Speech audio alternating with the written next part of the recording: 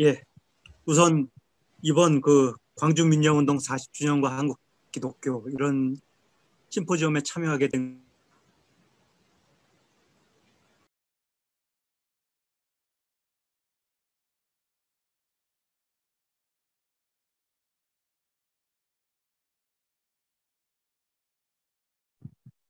제 목소리가 안 들리나요?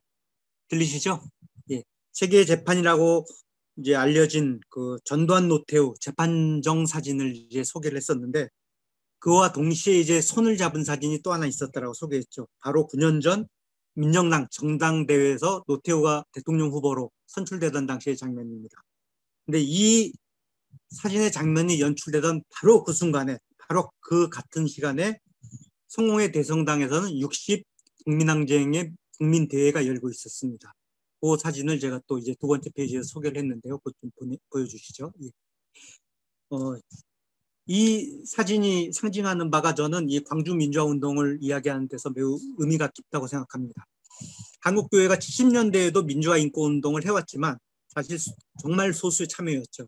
근데 80년 광주 민주화 운동 이후에 교회 참여가 점차 늘어났고 특히 6월 항쟁 때 폭발적으로 교회 참여가 이제 증가됐습니다. 그 이유는 일종의 부채의식이 있었다고 봅니다. 광주 민주화 운동 그 학살의 현장에 우리가 적극적으로 함께하고 해결에 나서지 못한 거에 대해서 한국교회가 부채의식이 있었고 그런데 그 학살 원흉이 다시 정권을 이어받으려고 하는 거에 대해서 이건 아니다라고 하는 분노가 표출된 것이 바로 이 국민운동 60항쟁에 한국교회가 적극적으로 참여한 아마 한국교회 역사상 가장 적극 사회 참여했던 거가 이 시기라고 보는데 이것은 바로 그런 광주민주화운동에 대한 한국교회의 부채의식과 연이은 분노 이것이 이제 표출되었던 것이고 이것이 광주민주화운동과 한국교회를 보여주는 그 관계의 상징성을 보여주는 장면이라고 생각을 해서 소개를 했습니다.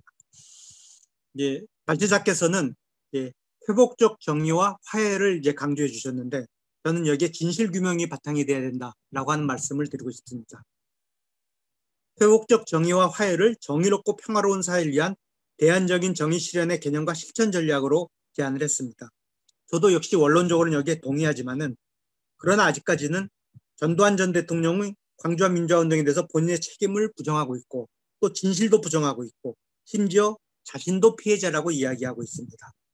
광주와 민주화운동 가해 세력의 진정한 사과는 40년이 지난 지금 또 앞으로도 기대하기 어려운 실정이 아닐 수가 없습니다. 상황이 이러하기에 저는 회복적 정의와 화해라는 개념과 실천 전략에 또 하나의 개념과 실천 전략을 더할 것을 조언하고 싶습니다. 그것은 바로 진실규명입니다. 광주민주화운동과 관련된 가짜뉴스는 헤아릴 수가 없이 많습니다. 아무리 팩트체크가 이루어져도 여전히 기승을 부리고 있습니다. 또 그날의 비극을 초래한 발포 책임자는 아직도 밝혀지지 않았고 헬리콥터 기총소사 등 제대로 진상이 규명되지 않은 부분도 여전히 존재합니다. 이런 현실 속에서는 광주 민주화운동 피해자와 가해자 사이의 화해와 회복적 정의는 너무도 가야 할 길이 먼 이야기가 될 수밖에 없습니다. 남아공 이야기를 많이 하는데 넬슨 만델라 대통령이 취임하면서 과거사 청산 조직을 만든 이름이 진실화해위원회였죠.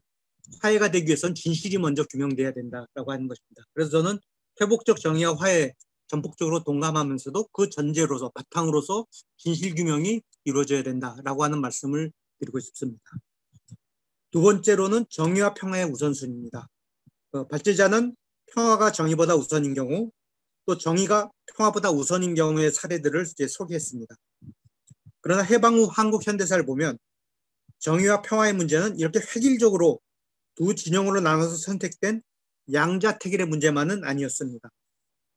이승만 정권에서 이승만 본인과 친일 반공 진영은 오히려 평화가 아닌 북진 통일을 부르짖은 반면에 진보 진영에서는 평화 통일을 외치면서 오히려 평화와 정의를 하나로 연결시켜서 인식했었습니다. 또 80년대 이후에 기독교 민주화운동 진영에서도 광주 민주화운동을 겪으며 이런 현실을 초래한 근본 원인은 분단에 있다. 이런 데 의견을 모으고 정의와 평화를 함께 추구하고자 했습니다. 곧 민주화와 통일을 함께 추구하고자 했던 것이죠.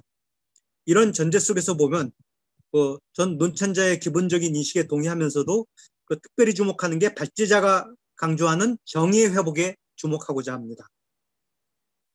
피해자의 회복이 목적이 될 경우 벌금이나 구속보다 더 중요한 것은 피해자를 위한 사죄와 보상, 그리고 과거로부터의 치유다, 이렇게 지적하셨는데 매우 의미가 깊다고 봅니다.